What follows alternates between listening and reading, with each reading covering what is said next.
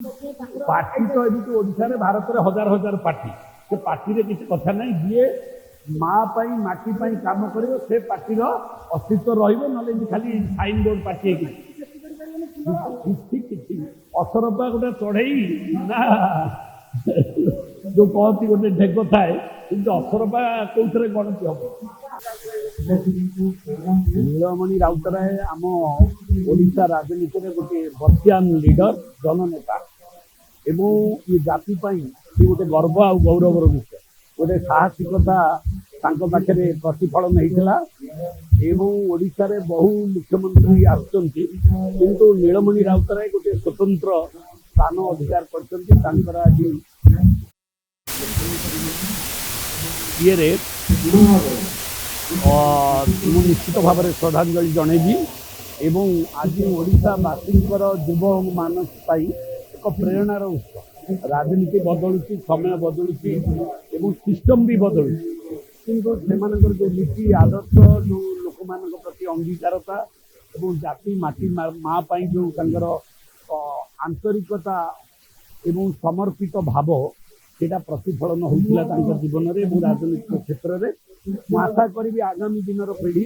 एकविंश शताब्दी में जो मैंने राजनीतिक क्षेत्र को आसुच्च युवक मैंने निश्चित भाव में आदर्श अनुप्राणित हेबे एवं एक नुआ भारत एक विकसित भारत एवं विकसित ओडिशा समृद्ध ओडिशार जो परिकल्पना अच्छी आज से युवक मैंने सेवा और समर्पण भाव में निश्चित भाव में काम करेंगे जहाँ नीलमणि राउतराय जीवन में घटी पार्टी तो एमती ओडिशा भारत में हजार हजार पार्टी से पार्टी किसी कथा ना जी माँ माटी काम कर से पार्टीर अस्तित्व रही खाली साइन बोर्ड पार्टी असरपा गोटे चढ़ई ना जो कहती गोटे ढेग थाए कि असरपा कौन गणति हम निश्चित भाव में नवीन बाबू चाहे आम ओडार जड़े मुख्यमंत्री और मो राजनीतिक जीवन आरंभ बेले अवदान आशीर्वाद मत पड़ा मत राजनीतिक क्षेत्र में आग को नहीं प्रति मोर किसी आंतरिकता स्नेह श्रद्धा सम्मान रही निश्चित भाव में मत आशीर्वाद देले निश्चित भाव में प्रति मोर से जो हृदयर अंतरतम प्रदेश प्रति से सम्मान रही राजनीतिक जीवन एवं जीवन दीर्घमय हो प्रभु जगन्नाथ पाखे प्रार्थना करुँच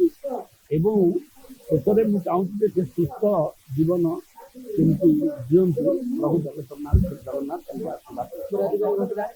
उत्तराधिकारी विजु जनता दल कहीं ना